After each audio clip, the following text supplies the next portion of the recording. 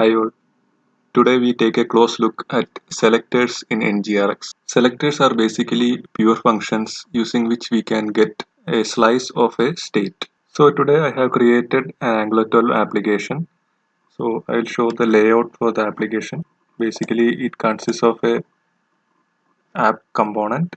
So within the app component we have the container, and within the container we have two sections. One is the category, so the category will list the different categories of movies, and the right hand side will be the movies which will show the movies which are belonging to a particular category.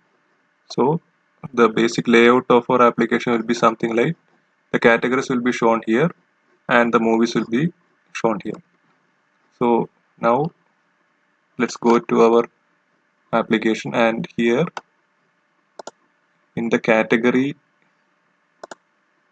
I have created two actions. So basically the first action, what it does is it will get a list of categories which are available. So here I have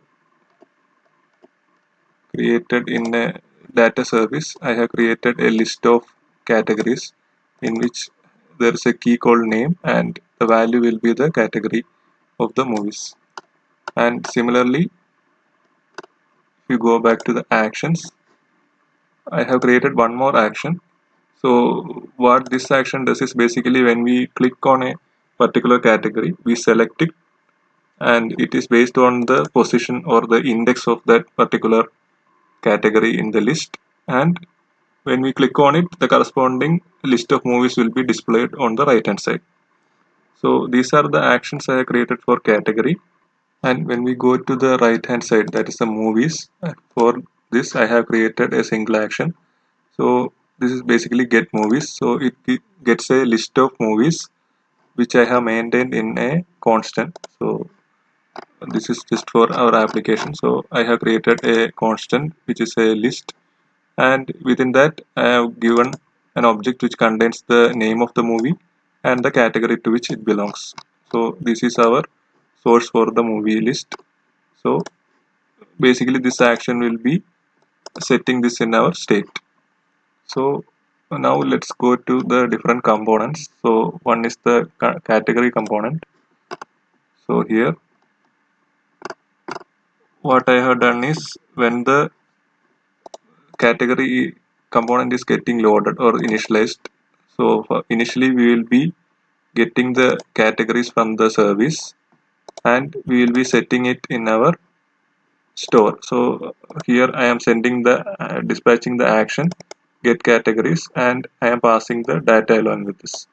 So in case I get, like, I check the length, in case it is greater than 0, I will be selecting the first position as the selected value. So if you go to the application and just refresh it, you can see that initially the get categories is getting called, and here I have a corresponding reducer.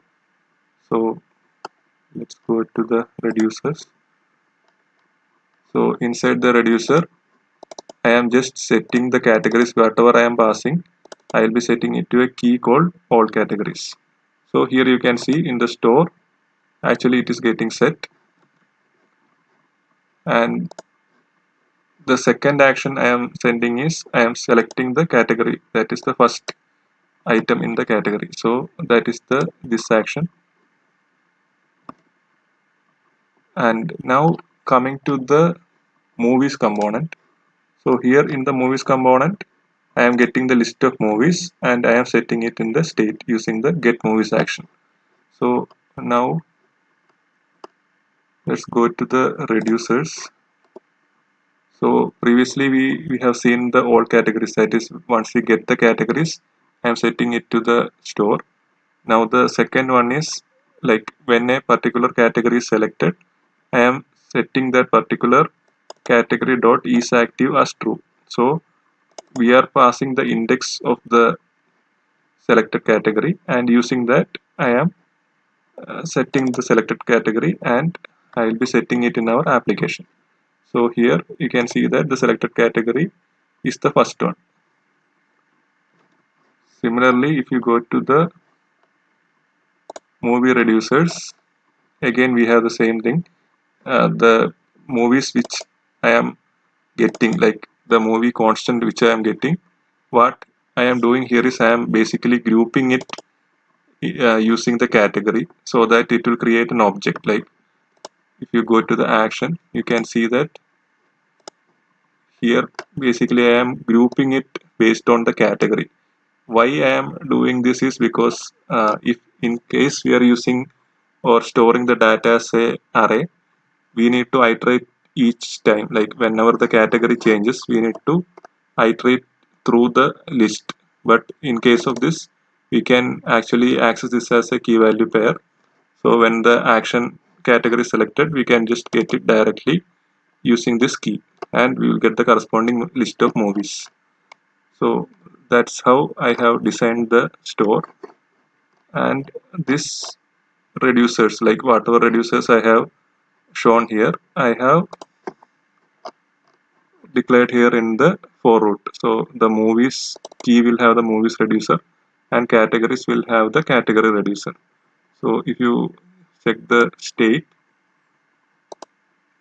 you can see the movies is having the all movies and selected movies, and the categories is having the all categories and selected category. Now let's go ahead and create some selectors so that we can actually see the store in our reflected in our application.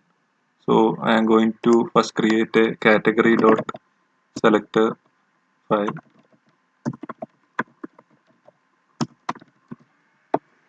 So within that, first I will create a select categories.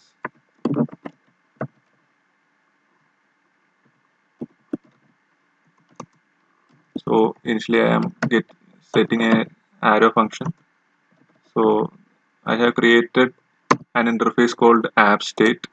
So this represents our the basic structure of our store. So now initially I am going to fetch this categories key. So let's go back here, and I will be returning the state dot categories.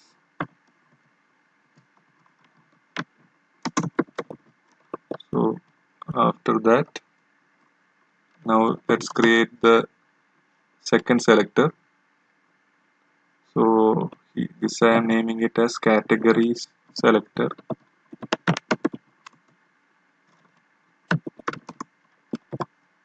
and I am creating the selector using create selector, and to this as the first parameter I am passing the select categories,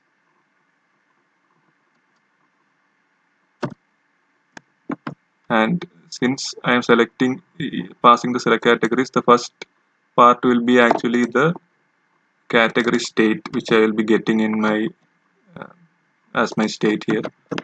So from here I can select the inner value. So I will be returning the state dot all categories. So this is my first selector. So now let's go ahead and use this in our category component.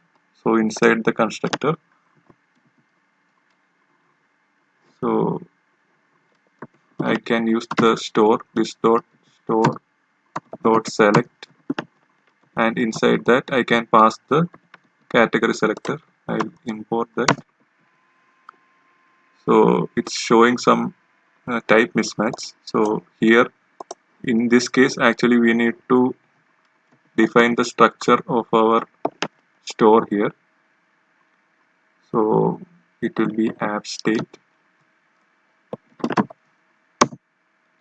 So once I give this in the store structure, the error will go, and the whatever we have selected the category selector, I am assigning it to the categories observable.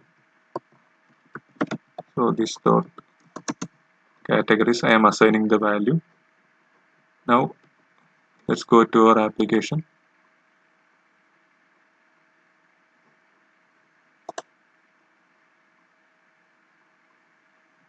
The application is run. and now we will be able to see the list of categories that are shown in our UI. So our first selector is working. Now let's go ahead and create the second selector. So here now actually what we need to do is we need to select the particular category. So now let's create a new selector called current category selector. So basically again I use the create selector, and inside that I'll use the select categories, and as the callback again I will give the state which is of type category state, and in here I will be actually returning the current selected category. So this is the key which will have the currently selected category. Now if you go to the component HTML, so what I have done is I'll list the categories in an ng-for loop, and within that I am using the async pipe to resolve the selected category, and in case the name is matching I'll just add a class. So now let's go to the component, and here I'll assign the selected category observable, and I'll replace the selector. It will be the current category selector. So now when the application is built, here initially since we are dispatching the payload as 0, so here if you go to the action you can see that the position 0 we are dispatching, so the initial category will be highlighted. So here initially for getting the state.categories we made use of a arrow function. So there is another convenient method we can use which is provided by ngrx. So that is the create feature selector. So it basically allows us to select a particular key from the state.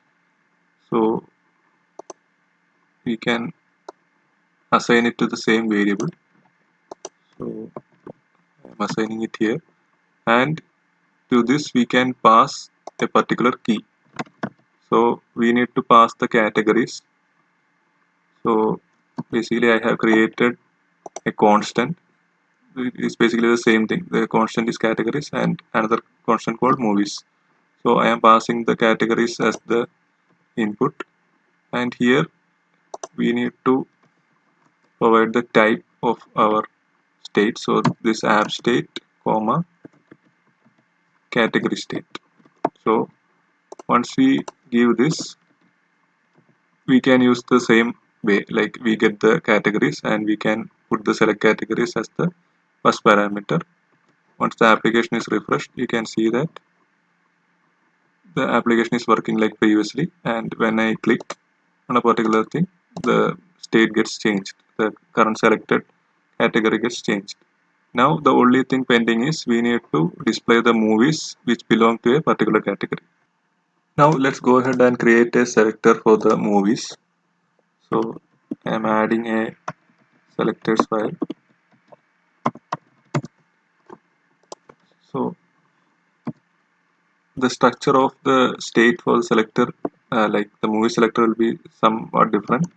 So I am creating a constant export constant select movies, and I will make use of the create feature selector, and I'll pass the constant movies, and I'll define the type.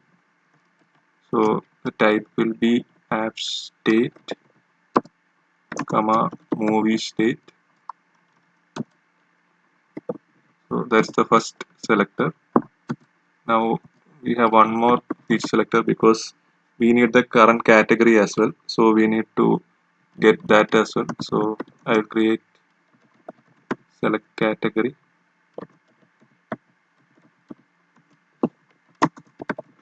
Again I create feature selector. The type app state comma category state. because the current selected category is within the category state, so we need to pass the categories as well. So here basically we are getting both the feature or the inner keys within the state. So now we'll be creating our actual selector. So export const, we can give movies selector, and we can use the create selector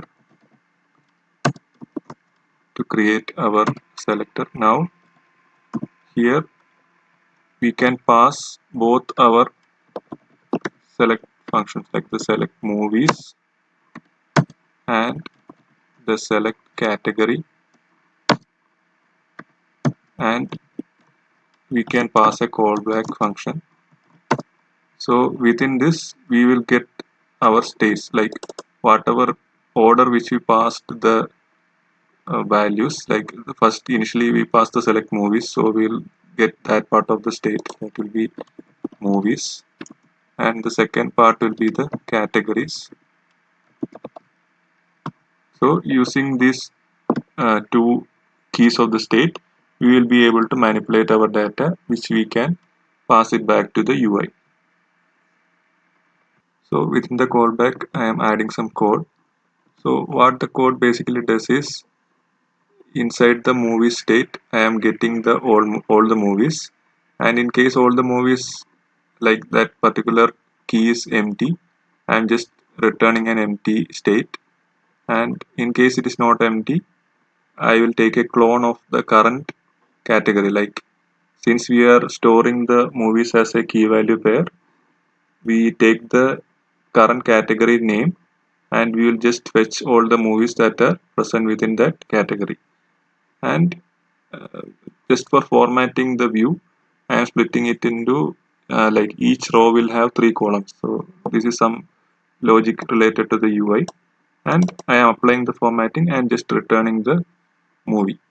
Now we can go to the component, and inside the movie component we can add the selector. So this dot store dot select, within that I am passing the movie selector, and I will assign this to the this dot movies observable. So again here we need to provide the type of the store. So I am setting app state. So now the error is gone, and in the app movies component.html, basically I am again listing the movies whatever which is present in the selected data. I will be just displaying it in the UI. So now our application is getting refreshed. So now you can see that the movies belonging to a particular category is getting listed here, and when I click to another category, the list keeps on changing. So you can see that actually this particular UI is not getting stored within the store, like the state. This is purely created by the selector, like all this data is computed by selector and is bound to the view. So one of the main advantage of using the selector is that the selector functions, as you can see, these are memoized. So what is meant by memoization? So now let's take a simple example. So initially we had told that basically selectors are pure functions. So a pure function basically means that it takes two or more inputs, and it will always return the same result. Like in case it is a sum, right? So I am calling this method with the parameters as 1 and 2. So you know that the result will always be 3. So that is meant by a pure function. Like there will not be any side effects within the function, and it will just return the same data every time when the particular parameters are same. Like 1 and 2 means 3, 3 and 4 means 7. So in such scenarios, we will be able to cache the result. So you know that in case the parameters are 1 and 2, then the result will always be 3. So memoization is a technique in which you will be caching this key value pair, and the next time you call sum with the same parameters, that is 1 and 2, instead of actually executing this function, they will just return this cached value. So it will check whether the current arguments 1 and 2 it is there in the cache. In case it is there, it will just return 3 and it will not execute the actual function. So that is one advantage of using pure functions and the memoized selector. So in case you need to clear this cache, so you can see that once it is executed, it will always take from the cache. So there is a method to clear the cache or reset the value. So if you check the selector, any selector, there is a method called release. So basically what it does is it will create, like, clear the cache, and the next time it executes or call the selectors, the actual selector will be executed instead of retrieving from the cache. Another thing you would have noted is that in whichever component I injected the store, actually I had to declare a type for the state. So why this is needed? Like, suppose I remove this, you can see that immediately a type error comes here. So why this is happening is actually in the tsconfig we have enabled the strict mode. So in case the strict mode is not enabled, actually this error will not be present. So now you can see that error has vanished. So that is the reason why, like, the errors are shown in strict mode. So in case I am turning it back,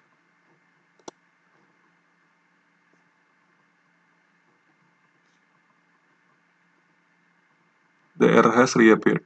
So how we can fix it, other than, explicitly defining the state here?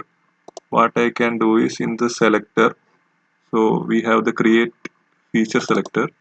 Here we can remove this, the first parameter, like the app state. So once this is done, actually the error will go. Similarly, I will go into the movie selector, and from there also I'll just remove the app state. So now I can go into the app component and I can remove the type which I have given for the store. So this is the way you can give, or like, automatically type detected values for the store. So now if you go to our application, it is working as expected. Now let's see some more advanced scenarios which we can handle using the selectors. So here I am creating a new selector called filtered movie selector. So here you can see that in case the all movies are not set, I am returning an empty list as the selected output. So I am going to filter that out. So I am using the pipe, that is RSJS, and here the NGRX store actually provides a function called select, within which you can pass the movie selector. So what we are doing is basically we are processing the output of the movie selector, and we can add any logic. Like here I am going to filter out any item which does not have a length. So basically it means an empty array. So now we can use this movie selector within our movie component. So here if we directly replace this, you can see that there will be some error.